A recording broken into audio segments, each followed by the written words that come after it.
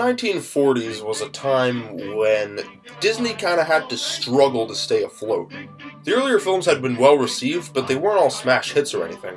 And when World War II started, the government asked Disney if they would kindly produce a shitload of propaganda shorts.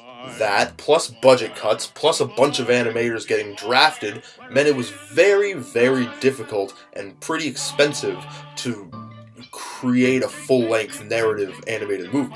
So Disney's solution was basically just to make a bunch of short films and just cram them all together. And that seemed to work, so they figured, hey, let's do that again and again and again and again.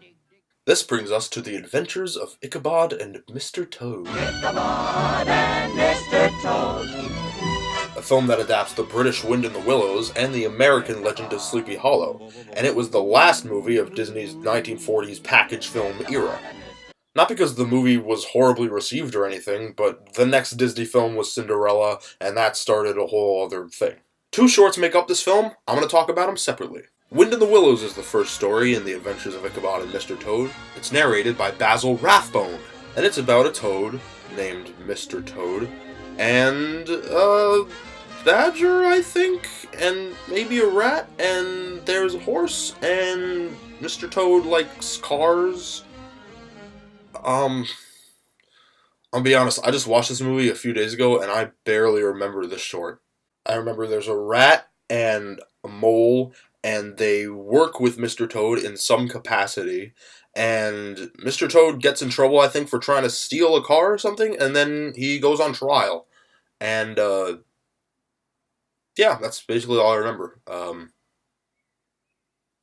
I guess it's good? I mean, if there was anything really bad in it, I'd probably remember that. But I don't remember anything bad, so I guess there wasn't really anything bad, so I guess it's good. I'm just going to move on to the second part because I remember more of that.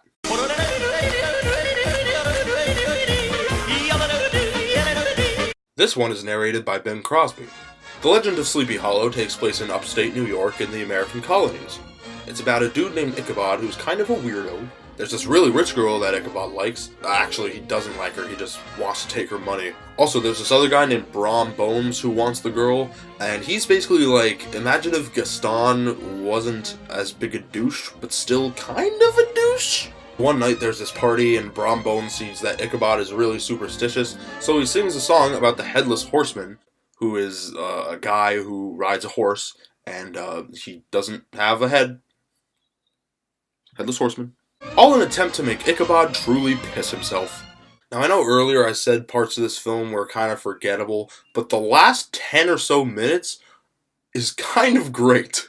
I really like this song. When the spooks have a midnight jamboree, they break it up with English glee. It's not a huge toe-tapping musical number or anything, but it perfectly conveys the vibe that this movie is trying to create. And it's a great setup for the ending that I'm sure a lot of you know already, but I won't spoil. Okay, I'll spoil it. The Headless Horseman shows up and tries to murder Ichabod. And the minutes leading up to it are just gloriously creepy. There's a lot of silence mixed in with nature sounds, and the colors and imagery are pretty dark and dismal as compared to the entire rest of the film. And the Headless Horseman is awesome. He just really wants to decapitate this guy. And the music, the backgrounds, the animation, everything about the sequence is great.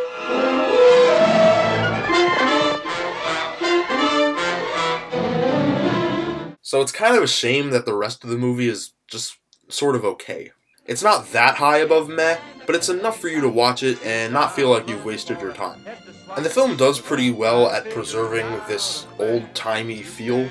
If you're in kind of a mellow mood, or if it's around Halloween, I'd say check it out. Good night.